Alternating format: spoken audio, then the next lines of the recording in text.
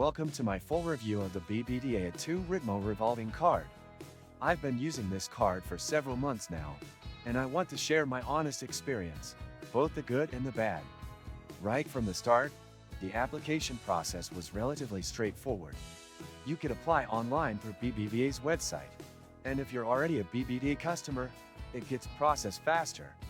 However, the approval time may still vary depending on your financial profile. Once the card was active, I noticed that the user interface of the BBVA mobile app and website is one of the card's strengths. You can easily track your spending, manage repayments, and adjust your monthly payment percentage. That said, the card operates on a revolving credit system, which means if you choose to pay only a small part of your debt every month, the rest carries over with added interest. And that's where you really need to be careful. The interest rates on the BBVA 2 Ritmo revolving card are quite high, something that's not exactly easy to spot during sign-up.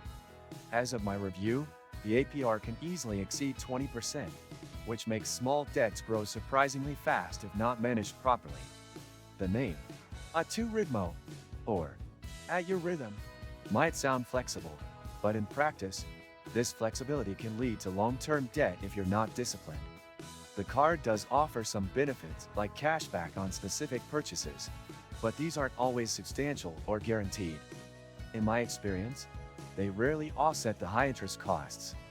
Also, BBVA has several alerts and notifications that help you stay aware of your balance and due dates, but they're only helpful if you actually act on them.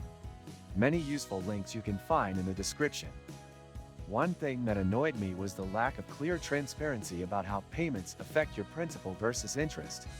Unless you dig into the fine print or manually contact customer service, it's not obvious how much of your monthly payment is going toward the actual debt. Also, customer support via the app can be hit or miss.